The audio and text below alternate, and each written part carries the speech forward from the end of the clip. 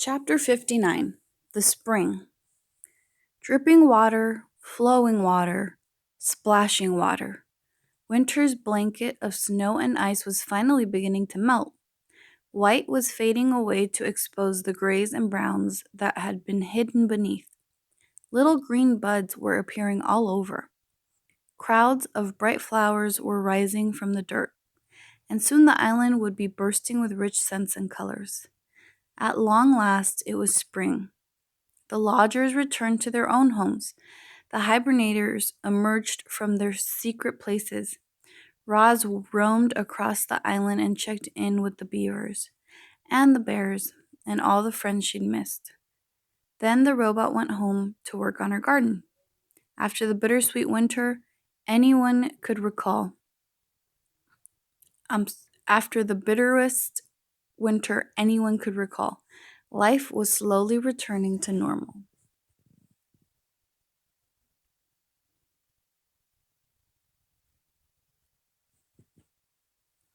However, it was a quiet spring.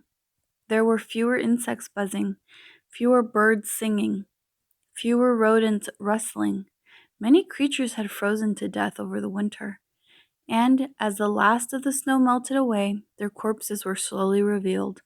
The wilderness really can be ugly sometimes, but from that ugliness came beauty. You see, those poor dead creatures returned to the earth. Their bodies nourished the soil, and they helped create the most dazzling spring bloom the island had ever known. Chapter 60 The Fish. Help! Help! He's got my tail! Paddler was splashing and screaming in the pond. Mr. and Mrs. Beaver were nowhere to be seen, so Roz picked up a fallen tree branch and stomped into the shallow. Grab onto this, she said as she reached out with the branch. Paddler grabbed on with his big teeth, and the robot lifted him out of the water. And there, hanging from the young beaver's tail, was Rockmouth, the grumpy old pike. In one quick movement, Roz pulled in the branch and gripped the fish with two hands. Paddler flopped into the water, where his parents suddenly appeared. What is wrong with you, Rockmouth? Mrs. Beaver dragged her son away. You've always been a nuisance, but this time you've gone too far. Do us all a favor, Roz, and toss him to the vultures. I cannot do that, said the robot, but I might be able to help.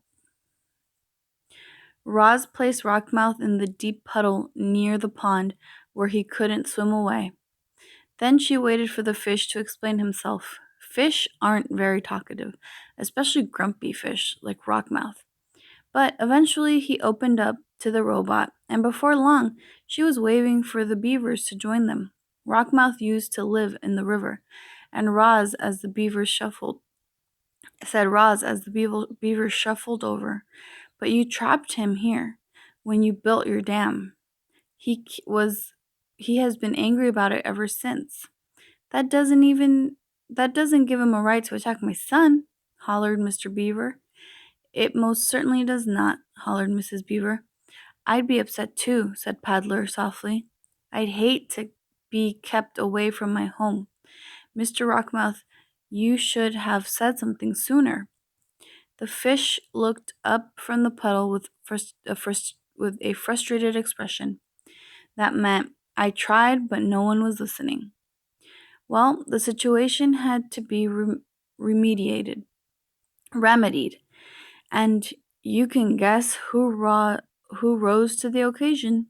Roz was determined to get Rockmouth back to his home. After she explored the nearby waterways, it became clear that she would have to carry the pike through the forest and across the great meadow to the nearest bend in the river. I need a large container, said Roz to the beavers, something I can fill with water so Rockmouth can breathe while I carry him home. I could make it myself, but I thought you might like to help. It couldn't have been easy to overcome her anger with Rockmouth, but after Mrs. Beaver had a chance to cool off, she finally came around. I suppose we're partly to blame for all this for this whole situation, she muttered. Then the beavers did the right thing, and together they carved out a wooden barrel for the fish. Here you go. Mrs. Beaver rolled the barrel over to the puddle, where the robot and the fish were waiting. This should work nicely. Rockmouth, I hope you're happy back in the river. Rockmouth just flicked his tail in a way that meant, will someone please take me home now? Roz filled the barrel with water and a grumpy fish, and then they were off. She carried Rockmouth through the forest and across the meadow until she was standing at the river bank. Welcome home, said the robot.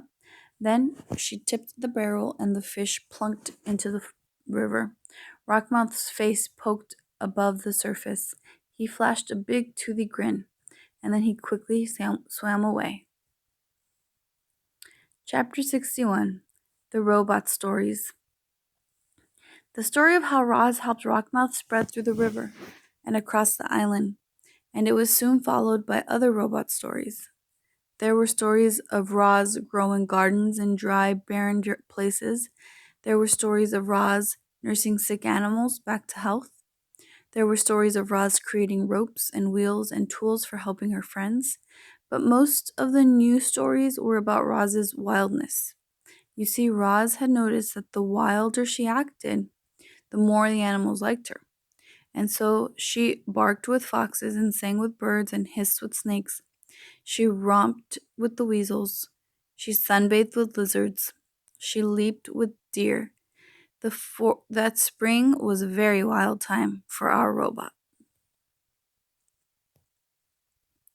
Chapter 62. The Return. It was a quiet afternoon on the pond, but the quiet was gradually being overtaken by sounds not heard around there for many months. The sounds grew louder and louder, and then a flock of geese appeared above the trees. Honk, honk, honk. Most flocks of geese move lazily through the sky and trail off in wobbly lines, but not this time. This flock was fast. It flew in a perfect V formation, and it was led by a small, graceful goose.